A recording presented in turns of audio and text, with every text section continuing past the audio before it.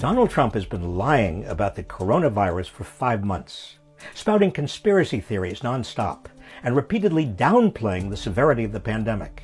Now he's filling social media and the airwaves with untruths about the economy, so he can dupe his way to Election Day. I think the recovery has been very strong. We've set record job numbers. We've set record numbers. The recovery has been very strong, Trump said. Then, the Commerce Department reported the U.S. economy contracted between April and June at the fastest pace in nearly 3/4 of a century, which is as long as economists have been keeping track. The drop wiped out 5 years of economic growth.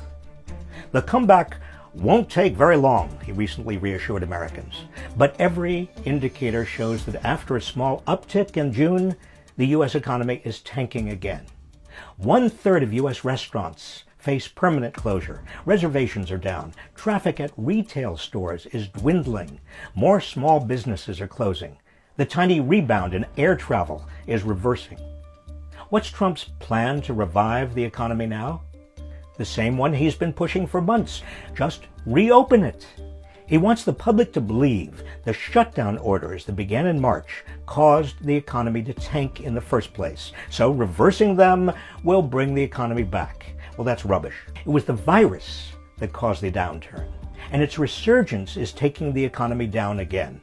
COVID-19 is surging because governors reopened prematurely, before the virus was under control, at Trump's repeated insistence. You ought to get the state open, Governor. Open your state.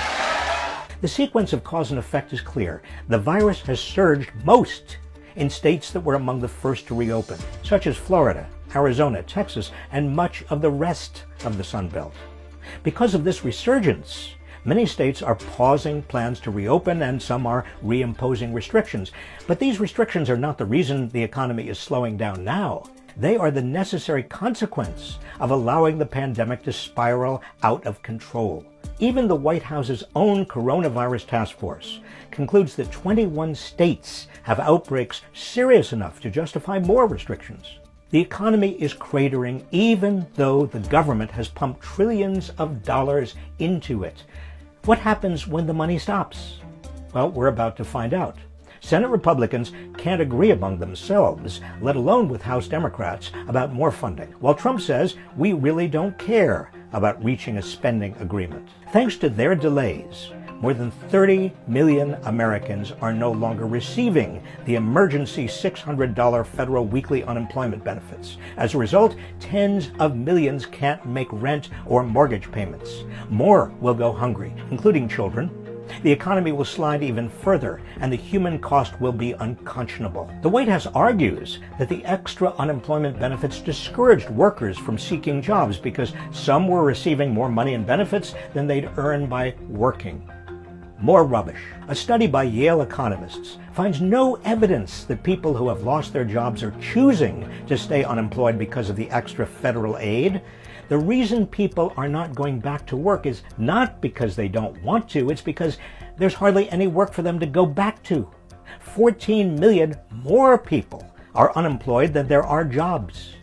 In fact, the extra benefits have been keeping some 3 million employed because the money has gone into the pockets of people who spend it, thereby sustaining economic activity. You shrink those benefits and you put less money into consumer pockets, with the result that millions more jobs will be lost. Lies about the economy are harder to spot than lies about the coronavirus. While COVID's grim death count is painfully apparent, the economy is complicated. But Trump's economic lies are no less egregious. And just like his lies about the virus, they are causing a great deal of unnecessary suffering. Know the truth. Focus on containing COVID so we can save lives and finally get the economy back on track.